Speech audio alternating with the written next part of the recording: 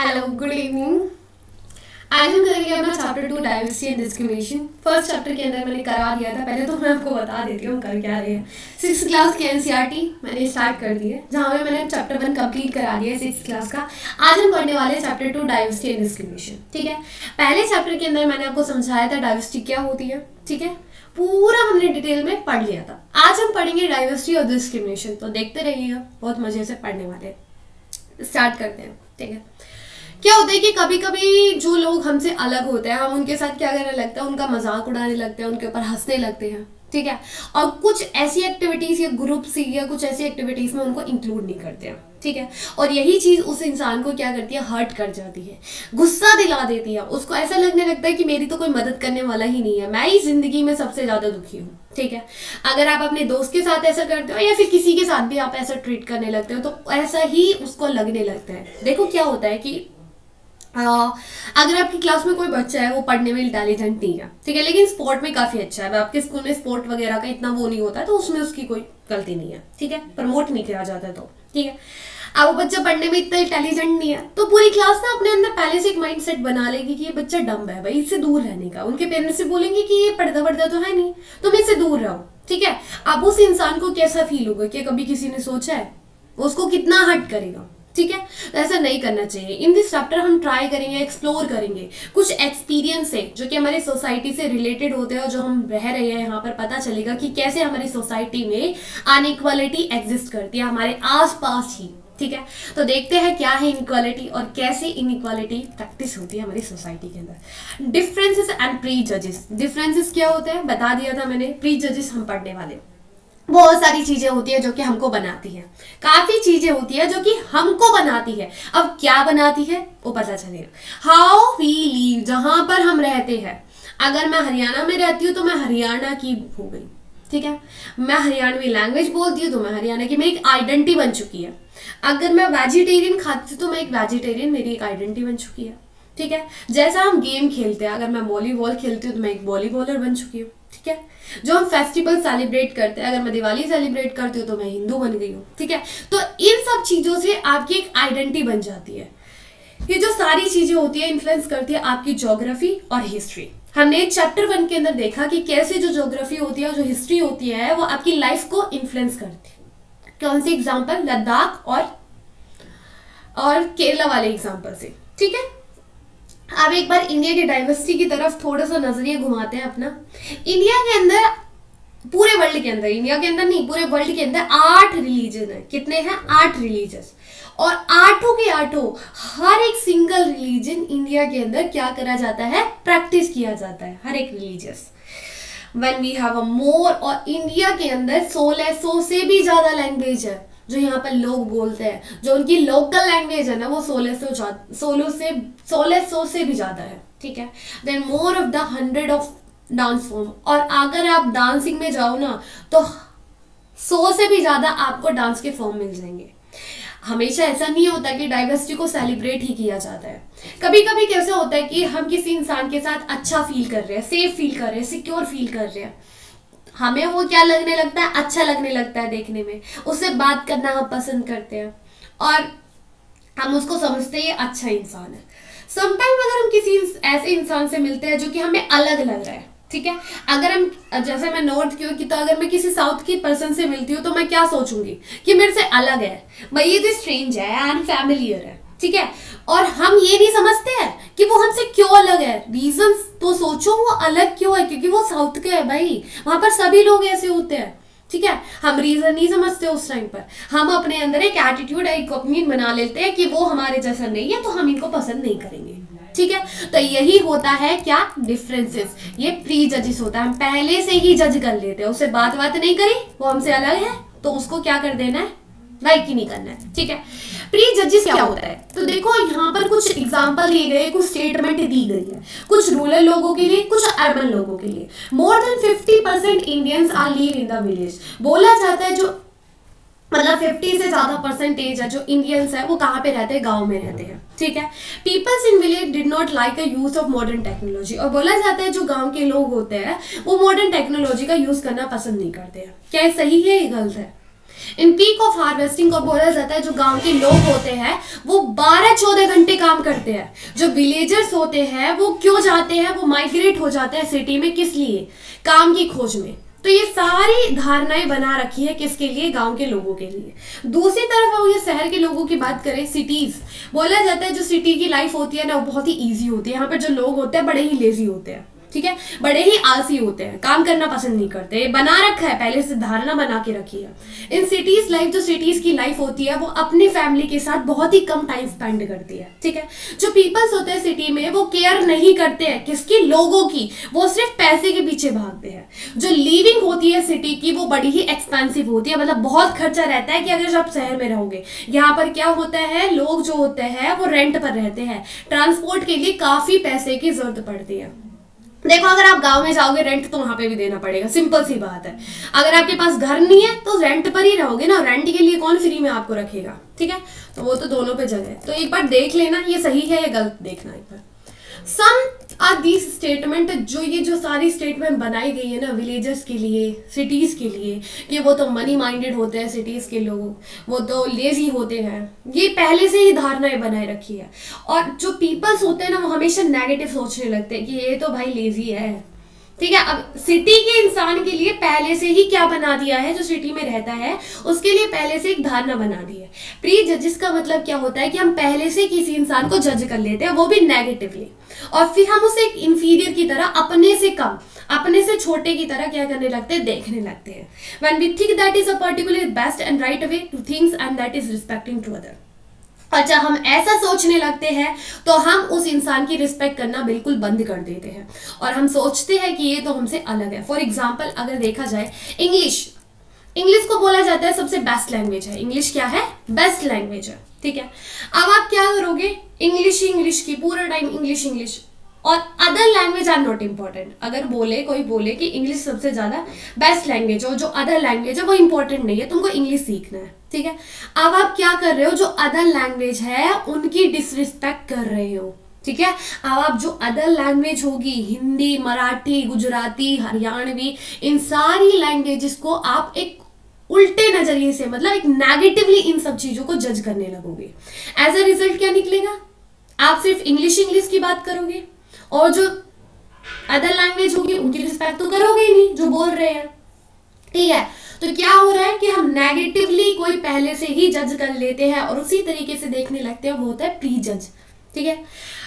Pre जजेस जो होते हैं वो काफी चीजेस पे बनाए जाते हैं, लोगों के रिलीजियस बिलीफ पर, लोगों की स्किन के कलर को लेकर, वहां के रीजन को लेकर जहां से वो आ रहे हैं। कोई इंसान है वहां का, किसी गांव का जो लड़का है वो गुंडा है तो बोला जाएगा यहाँ के गांव के सब लोग ऐसे, सब लड़के ऐसे हैं, ठीक है। वहां पर कोई डॉक्टर ही क्यों नहीं बनना चाहता, उसे भी उसी तरीके से जज करा जाएगा, ठीक है। बोलने पर, पहनने के, जैसे लोग जो क्लोथ होता है वो पहनने पर, ठीक है, प्री जज कर दिया जाता है। और ये जो जज होता है ना, प्री जजेस होते हैं, काफी स्ट्रॉन्ग होते हैं और यही आपको फ्रेंडशिप नहीं करने देते हैं, ठीक है। और यही चीजें क्या कर जाती है, कभी कभी हर्ट कर जाती है, ठीक है। अब कैसे स्टीरियोटाइप्स क्रिएट किए जाते हैं, कैसे स्टीरियोटाइप्स बनते हैं। अब देखो प्री जजेस क्या होते हैं, हम पहले से ही जज कर लेते हैं किसी पर्सन को नेगेटिवली, ठीक है। हमने एक धारणा बना ली है किसी भी इंसान के बारे में, पहले से सोच लिया है, ठीक है। वो हमसे अलग है, अगर वो साउथ का है तो हम क्या कर रहे हैं, उसको अलग समझ रहे हैं और हम उससे बैठ नहीं रहे, उसके साथ बात नहीं कर रहे, वो कैसा भी इंसान हो, ठीक है। तो हमने एक धारणा बना के रखी है। अब स्टीरियोटाइप क्या होते हैं, स्टीरियोटाइप एक पूरे ग्रुप के बारे में, पूरी कंट्री के बारे में या पूरी कम्युनिटी के बारे में बनाई जाती है, ठीक है। जैसे कि अगर हम बात करें बॉयज और गर्ल्स की, ठीक है, यहाँ पर कुछ स्टेटमेंट दी गई है बॉयज और गर्ल्स के बारे में, ठीक है। अब बोला गया, सबको पता है क्या मतलब होता है बॉय का, क्या मतलब होता है गर्ल्स का, ठीक है। और आप क्या सोचते हो पता चल जाएगा, ठीक है। अरेंज द स्टेटमेंट, ये स्टेटमेंट बतानी है, 2 सेक्शन में बटी हुई है। कौन सी स्टेटमेंट एप्रोप्रिएट है किस इंसान के लिए, बॉय के लिए, गर्ल के लिए। दे वर अ वेल बिहेव, वो बहुत ही वेल बिहेव होती है। कौन होता है, होती है, होता है, बताओ। They are soft spoken and gentle, बहुत ही सॉफ्टली बात करते हैं। कौन होते हैं, फिजिकली स्ट्रॉन्ग होते हैं। दे आर नॉटी, बहुत ही नॉटी होते हैं। कौन होते हैं, लड़का या लड़की। They are the good and dance and painting, वो बहुत ही अच्छे होते हैं किसके अंदर, डांस करने में और पेंटिंग करने में। दे डिड नॉट क्राई, वो रोते नहीं है। दे आर राउडी, वो राउडी होते हैं। They are the good in sub sport, और स्पोर्ट में काफी अच्छे होते हैं। They are the good at cooking, वो कुकिंग खाने बनाने में काफी अच्छे होते हैं। दे आर इमोशनल, वो काफी इमोशनल होते हैं। तो आप बताना कि जो ये सारी लाइंस मैंने स्टेटमेंट बोली है किसके लिए बोली यार, ये आप खुद जज करोगे इन सारी चीजों को, ठीक है। अब देखा कि दे डिड नॉट क्राई, बोला जाता है कि तुम रो नहीं सकते। बॉयज को बोला जाता है, अगर कोई बॉय होगा तो उससे बोलेगा तुम रो मत, ठीक है, यू आर अ बॉय, तुम लड़के हो, तुम बहुत ब्रेव हो, तुम रो नहीं सकते। अब धीरे धीरे धीरे धीरे क्या होगा, उसको भी ऐसे लगने लगेगा कि अगर मैं रोऊंगा तो वही मेरे ये साइन हो जाएगा वीकनेस का। अगर तुम रोगे तो तुम बहुत ही कमजोर हो, ठीक है, तुम तो मर्द हो, तुम रो नहीं सकते। कहते हैं ना, फैमिली कहती है अरे तू तो इतना कमजोर है, तू तो लड़का होकर भी रो रहा है, ठीक है। तो ये पहले से ही इंसान के लिए एक साइन बना दिया गया है, बॉयज के लिए एक साइन बना दिया है वीकनेस का। अगर कोई लड़का रोने लगता है तो उसका वीकनेस का साइन बन जाता है, ठीक है, कि ये तो कमजोर है भाई, ठीक है। अगर किसी को रोना आएगा तो वो रोएगा ही ना, हंसेगा थोड़ी नहीं, कॉमन सी बात है, सभी इमोशनली होते हैं। अब यहाँ पर देखो ये 3 पिक्चर दी गई है, ठीक है। अब इन तीनों पिक्चर के अंदर आपको डिसेबिलिटी दिखती है, ठीक है, ये डिसेबल है। अब हर कोई क्या बोलेगा, अरे बेचारा, है ना, एक टर्म यूज कर देंगे कि इस बच्चे को स्पेशल नीड की जरूरत है। क्या पता ये पेंटिंग में अच्छा हो, इसके पास पैर ही तो नहीं है, दिमाग तो है ना। तो पहले से ही एक धारणा बना दी जाती है ये तो बेचारी है, तो ऐसा नहीं करना है, ठीक है। एक चीज की कमी है, अगर आप मैथ्स में कमजोर हो, आपका अदर सब्जेक्ट अच्छा है, तो इसका मतलब ये थोड़ी नहीं आप कुछ कर नहीं सकते हो, आपको स्पेशल नीड की जरूरत है, ऐसा नहीं है ना। They are the grow boys and learn to teach, और जब बॉयज बड़े होते हैं तो उनको सिखाया जाता है तुम रोगे नहीं, ठीक है, तुम रो नहीं सकते, तुम तो मर्द हो, तुम कैसे रो सकते हो। जो लड़कियां होती हैं उनसे बोले जाते हैं तुम सॉफ्ट हो, तुम अच्छे से बात किया जाओ, तुम बहुत ही सॉफ्ट तरीके से बात किया करो, ठीक है, वेल बिहेव, अच्छे से बिहेव किया करो, ठीक है। तो पहले से फिक्स्ड कर दिए जाते हैं क्या, स्टीरियोटाइप, एक इमेज बना दी जाती है, किसकी, लोगों के लिए फिक्स कर दी जाती है। जैसे देखा लड़कों के लिए, सब लड़कों के लिए बोला जाएगा कि तुम रो नहीं सकते हो, ठीक है, हर एक फैमिली बोलती है, हर एक पेरेंट्स बोलता है अपने लड़के के साथ यही बात कि तू रो नहीं सकता, तू लड़का है ना। ये स्टीरियोटाइप पहले हर एक इंसान के लिए क्या कर दी जाती है, एक क्रिएट कर दी जाती है, एक इमेज, ठीक है। वो रिलीजन के नाम पे हो सकती है, वो कंट्री के नाम पे हो सकती है, सेक्स, रेस, इकोनॉमिक बैकग्राउंड, काफी चीजें होती है जो कि क्या कर देती है, एक स्टीरियोटाइप बना के रख देती है, लेजी बना देती है। बोलते हैं लेजी है, किसी कम्युनिटी से बिलोंग कर रहे हैं तो लेजी है, ये क्रिमिनल होंगे, ठीक है, ये डम होंगे, ये स्टीरियोटाइप यूज करे जाते हैं, ठीक है। तो every group have a rich and poor, हर एक ग्रुप में आपको रिच भी मिलेंगे, पुअर भी मिलेंगे, मेल भी मिलेंगे, फीमेल भी मिलेंगे, ठीक है। एवरीवन, हर जगह ही तो सेम होते हैं, हर जगह सेम ही तो होते हैं। कहीं किसी भी कंट्री में चले जाओ आपको रिच भी मिलेंगे, पुअर भी मिलेंगे, लेकिन आप डम्ब थोड़ी नहीं बोल सकते उन लोगों को। स्टीरियोटाइप क्या करते हैं, स्टीरियोटाइप जो होती है वो इंसान को रोक दी है क्या बनने से, यूनिक बनने से।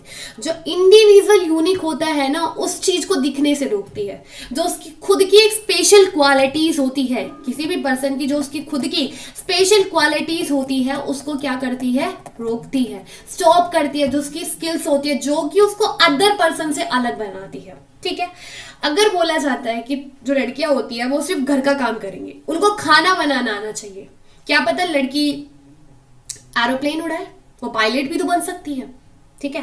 तो एक धारणा बना दी गई है ना, पहले से स्टीरियोटाइप बना दिए गए हैं लड़कियों के लिए कि तुम्हें खाना बनाना आना चाहिए, ठीक है।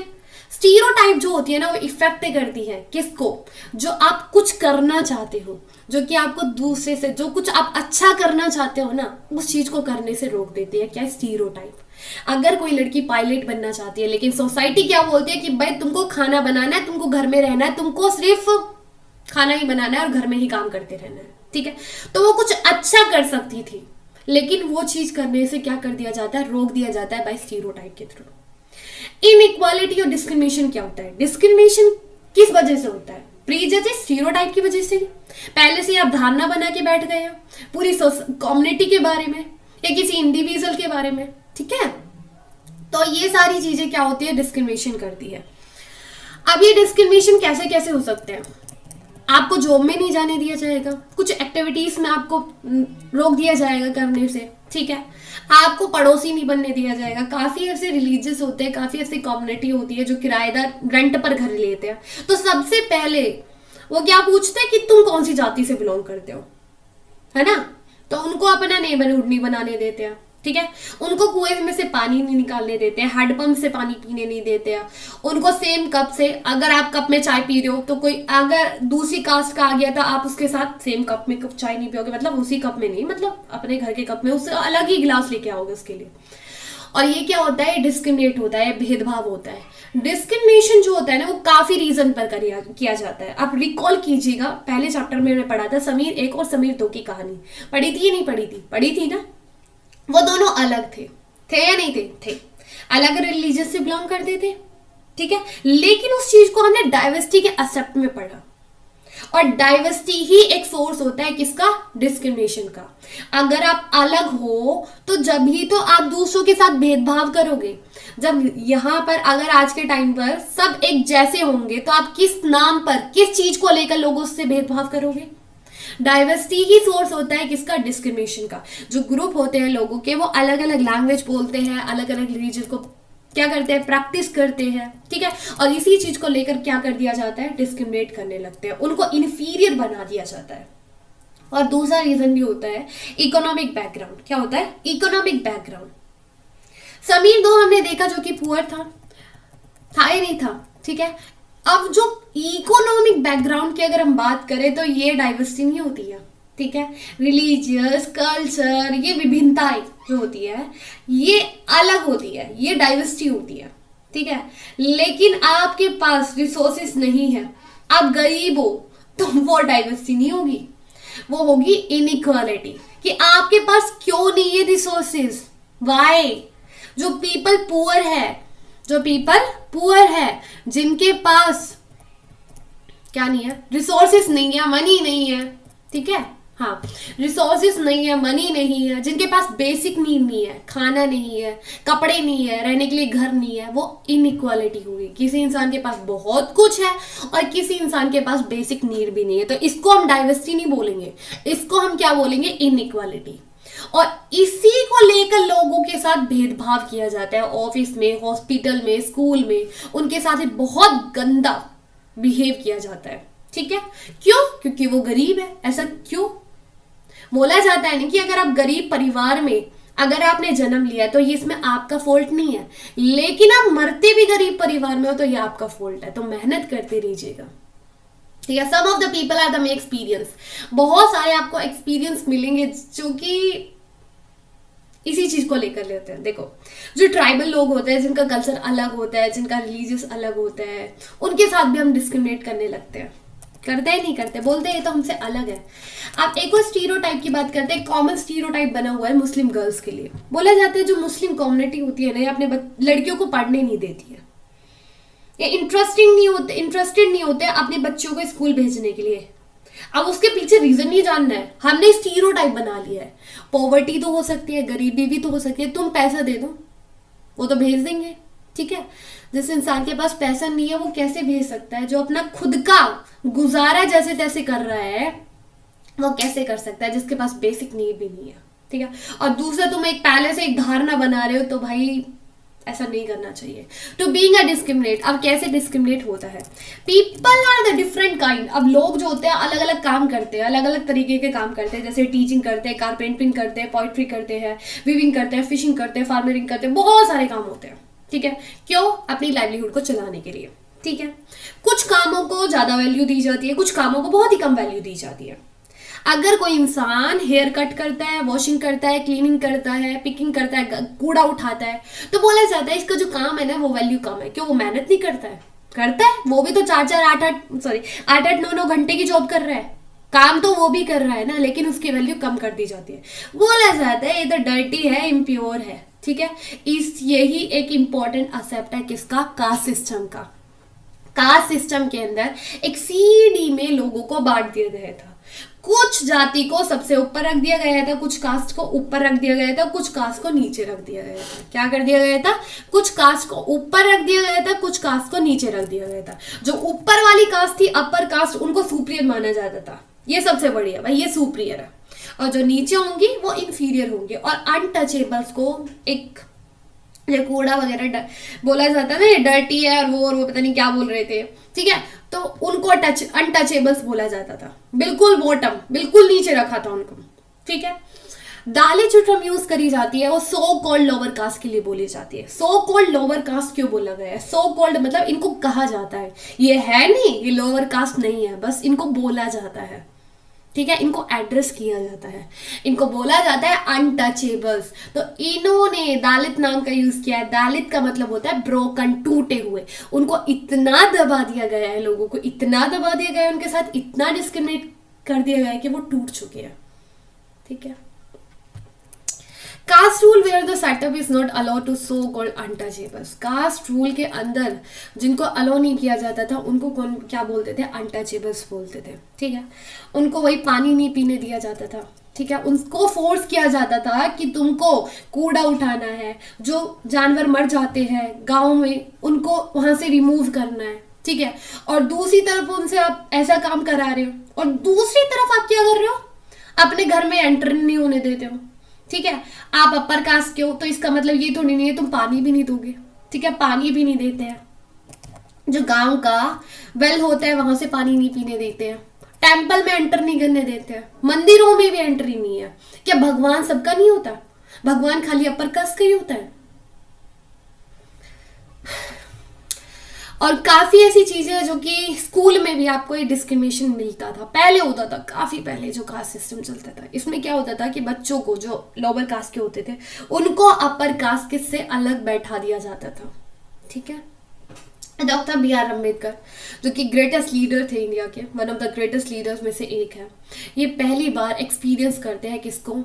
कास्ट बेस्ड डिस्क्रिमिनेशन को। पहली बार कास्ट को लेकर इनके साथ भेदभाव होता है 1901 के अंदर, जब ये 9 साल के थे, ठीक है। ये अपनी एक स्टोरी बताते हैं, तो मैं आपको एक बार ब्रीफली बता देती हूँ इस स्टोरी को। ये अपने ब्रदर के साथ और कजन के साथ अपने पापा से मिलने जा रहे होते हैं, ठीक है, गुरुगांव के अंदर, जो कि महाराष्ट्र के अंदर है। ये काफी टाइम से वेट कर रहे थे अपने पापा के कि वो आएंगे आएंगे आएंगे। तो फिर क्या होता है कि जो स्टेशन मास्टर होता है वो आता है इनसे इंक्वायरी करने के लिए कि आपने टिकट वगैरह ले लिया। तो हमारे जो बी आर अम्बेडकर होते हैं वो बताते हैं कि हाँ ले लिया है। तो उनसे पूछा जाता है कि आप किस लिए बैठे हो, तो बताते हैं कि मेरे फादर आने वाले हैं, वो हमको लेके जाएंगे, यहाँ से पिकअप करके जाएंगे, वहां से लेके जाएंगे, ठीक है। तो फिर ये जो मास्टर होता है सोचता है कि बच्चे ने अच्छे खासे कपड़े पहन रखे, मतलब अपर कास्ट का होगा। तो इससे पूछा जाता है कि आप कौन हो? ये हमारे जो बी आर अम्बेडकर होते हैं बताते हैं कि भाई मेहर कम्युनिटी से बिलोंग करता हूँ। जो ये मास्टर था ये वहां पे खड़ा खड़ा पीला पड़ जाता है, ठीक है, वहां पे खड़ा खड़ा क्या हो जाता है? पीला पड़ जाता है, मतलब मेहर कम्युनिटी के नाम सुनकर। फिर ये चला जाता है, ठीक है, और जाके ये सारे वहां पर सबको बता देता है कि ये तो मेहर कम्युनिटी से है, मेहर कम्युनिटी से है। और इनको बैठे बैठे बैठे बैठे बहुत टाइम हो जाता है, रात हो जाती है, ठीक है। तो उस टाइम पर बैलगाड़ी वगैरह जो होती है वो चल रही होती है। तो ये बोलते हैं कि हमको छोड़ दीजिएगा। और तो ये जो फैला दी थी मास्टर ने कि मेहर कम्युनिटी से थे, तो इनको कोई भी तैयार नहीं था ले जाने के लिए।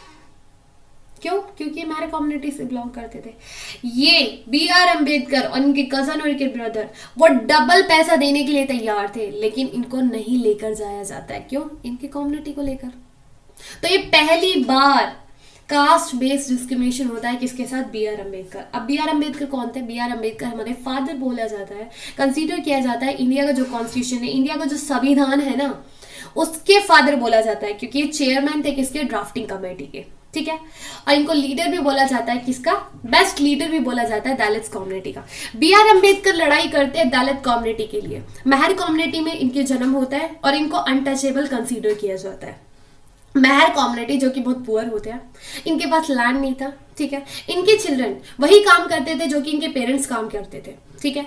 और ये गांव से बिल्कुल अलग रहा करते थे, ठीक है, बिल्कुल अलग। और इनको गांव में कभी भी अलाउ नहीं किया जाता था, बड़ा मतलब बढ़ने नहीं देते थे गांव में, ठीक है। बी आर अम्बेडकर पहले एक ऐसे पर्सन थे अपनी कास्ट के अंदर जो कि कॉलेज एजुकेशन को कंप्लीट करते हैं और इंग्लैंड जाते हैं और एक लॉयर बनते हैं, ठीक है। ये दलित्स को अनकरेज करते हैं कि वो अपने बच्चों को स्कूल भेजे एंड देन फिर कॉलेज भेजे, ठीक है, और पढ़ाई कराए, ठीक है। और जो गवर्नमेंट की जो अलग अलग जॉब है उसमें जाने का मौका दे।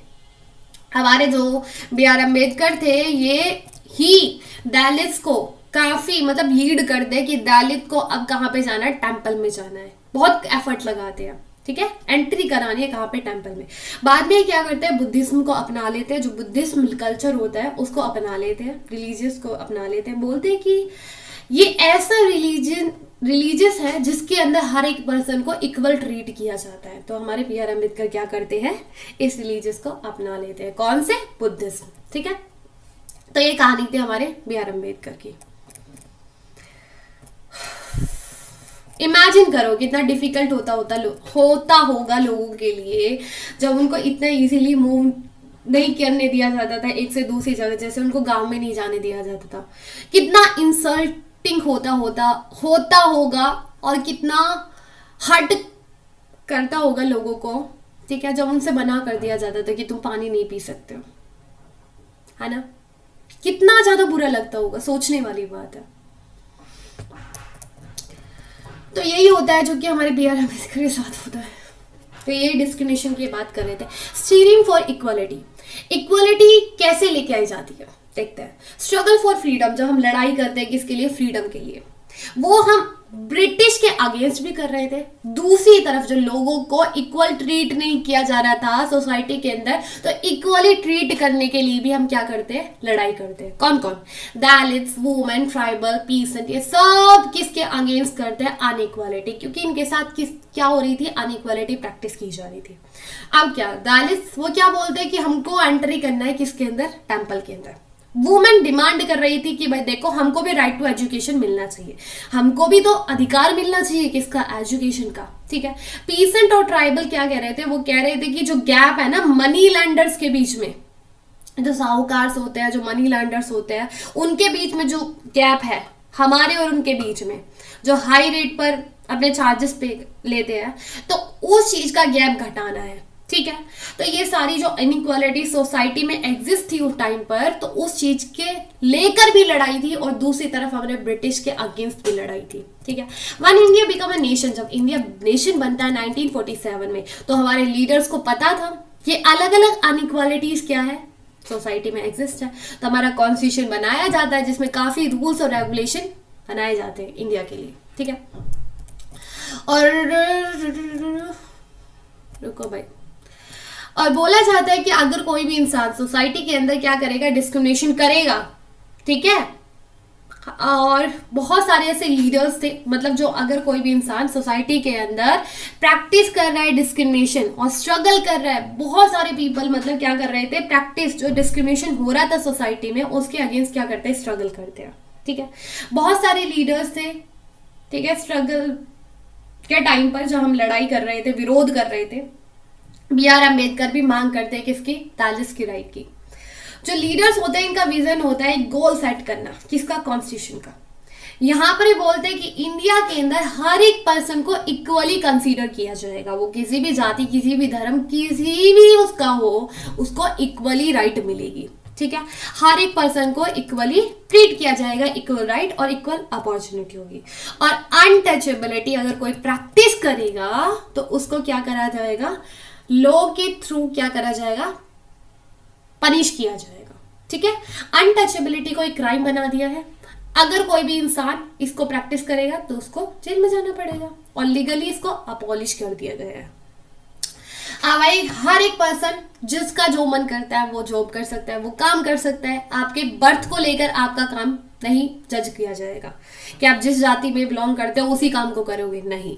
गवर्नमेंट जॉब आपके लिए, हर एक पर्सन के लिए खुली हुई है, ठीक है। कॉन्स्टिट्यूशन क्या करता है, रिस्पॉन्सिबिलिटी देता है गवर्नमेंट को कि जो मार्जिनलाइजेशन कम्युनिटीज है उनको राइट टू इक्वालिटी देना है, जो बेचारे यूज नहीं करूंगी, सॉरी, जो इक्वालिटी मतलब जो मार्जिनलाइज सेक्शन है, जो ट्राइबल्स लोग है, जो एससी है, एसटीज है, इनको रिजर्वेशन देना है, इनको इक्वल लेके आना है सोसाइटी में, ठीक है।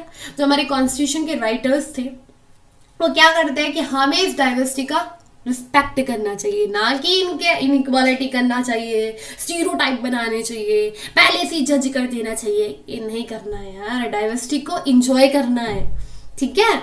और हर एक पर्सन को क्या है, फ्रीडम है, जो उसको बोलनी है लैंग्वेज वो बोले, जो फेस्टिवल सेलिब्रेट करना है वो फ्रीली सेलिब्रेट करे, ठीक है।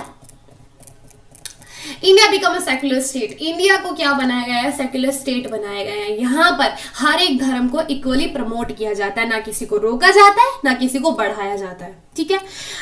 और जो यहाँ पर जो इंडिया के अंदर लोग रहते हैं, जिस भी रिलीजियस के ऊपर उनका विश्वास है, जिस भी रिलीजियस के ऊपर उनको प्रैक्टिस करना है, ठीक है, जिस भी भगवान के ऊपर आपका विश्वास है उसको आप मान सकते हो, ठीक है, और बिना किसी डर के, बिना किसी डिस्क्रिमिनेशन के।